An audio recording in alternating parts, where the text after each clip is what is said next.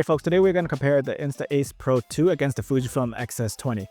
We are going to cover some of the new lenses that Insta360 Ace Pro has been releasing over the past couple months, making the Ace Pro 2 a more capable pocketable camera than before. We are also going to compare picture profiles versus film simulations. Now, we all know that film simulations have been taking over the internet with their filmic look, and because of how popular these film simulations are, you have a few brands now that are trying to emulate that winning formula.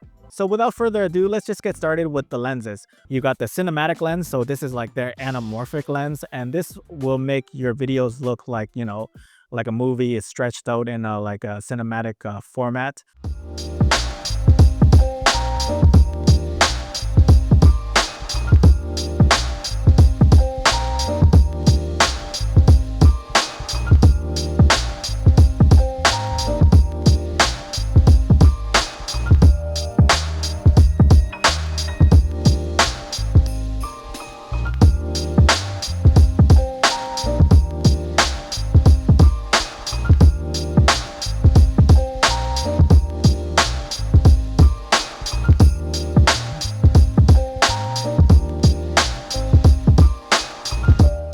You also got a close-up lens as well, and this is your macro lens.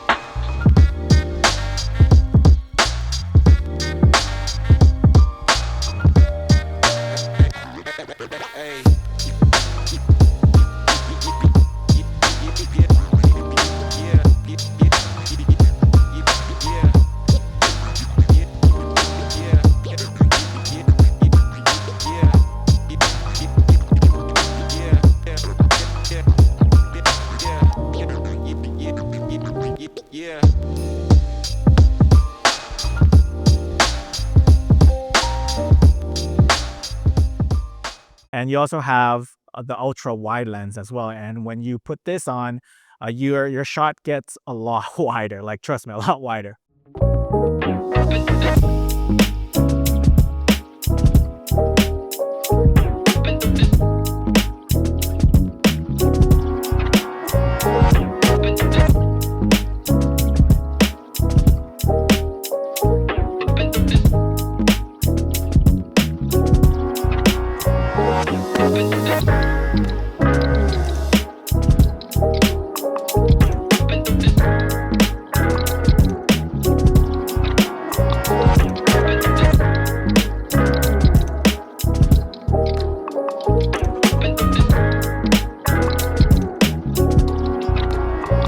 The Insta360 Ace Pro 2 is more than an action camera now. This camera can shoot 50 megapixel photos. It can also shoot 8K video.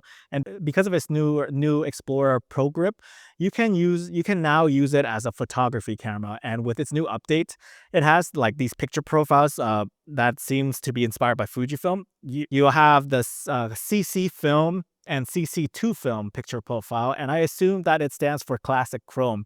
And there's also NC film and also NC2 film as well, and I assume this is based on the classic negative film simulation. So I just want to see if the Ace Pro 2 picture profile is close to these film simulations. I have the Ace Pro 2 and the Fujifilm XS20 right here with the 9mm f2.8 Air series lens from Miltrox, and I've been shooting it around the neighborhood here. So why don't we do a blind test to see if you guys can spot which is the real classic chrome film simulation and which is the real classic negative film simulation. Now this should be a fun challenge.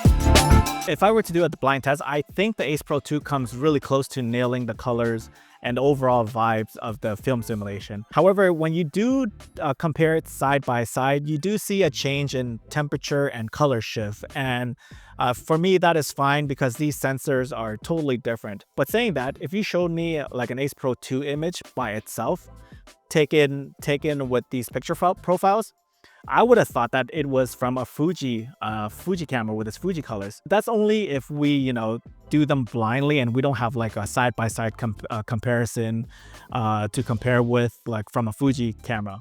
And once we do a side-by-side comparison, this is where we do see the difference. And this is where I feel as though the Fujifilm film simulation still is a lot better than these picture profiles. But I will say this though, if you are an Ace Pro 2 user, you should be excited for these picture profiles. I think they look good in some aspects, in some areas.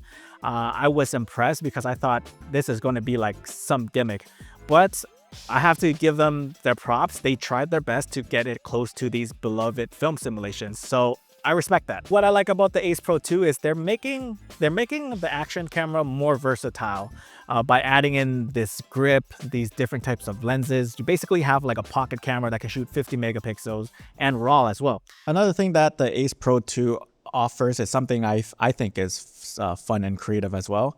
They do have this pocket printer that you can connect to the camera via Bluetooth, and it can print out the image that you took immediately. And I think this is just a cool and fun way to remember moments by.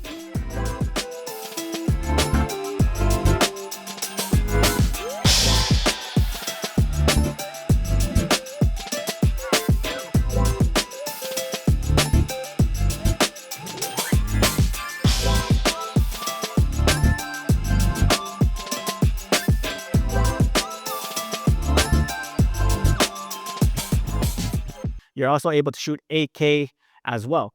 The Fujifilm XS20 has an advantage where I believe that the bigger sensor actually helps in low light. It also has image stabilization, and it also has the actual film simulation. It is also an interchangeable lens camera as well. There are certain looks that you can achieve with an interchangeable lens camera that you can't get from a pocket camera. You can switch out these accessories all you want, but if you want something for like portrait photography, something like an Ace Pro 2, they don't have like an 85mm full frame equivalent lens, or can they produce a shallow depth of field like the Fujifilm XS20 can? So these are some differences that I've noticed. And also for the price, you can get the Ace Pro 2 bundle with these 3 lenses for under $1,000.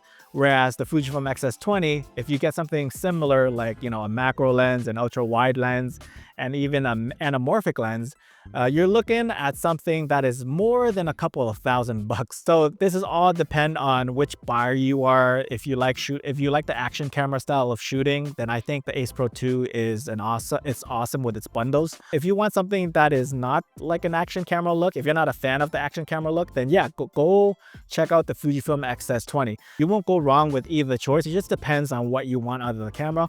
I say that if you've been shooting with like a phone camera and you're nervous about taking the jump to mirrorless camera, I think the Ace Pro 2 with its bundle, with its grip, is a bridge between the smartphone and the mirrorless camera. If you want to switch your lenses out in the future and you like Fujifilm's film simulations, you want 6.2K open gate, then yeah, I recommend you guys checking out the Fujifilm XS20. Now, if you are interested in any of these cameras, the Insta360 Ace Pro 2 with its bundle, I'll leave the links down in the description. And if you're interested in the Fujifilm XS20, I'll also leave it down in the description as well. And consider subscribing for more content like this, and let me know which one you would pick, the Insta360 Ace Pro 2 or the Fujifilm XS20. And that is it for me, guys. Thanks so much.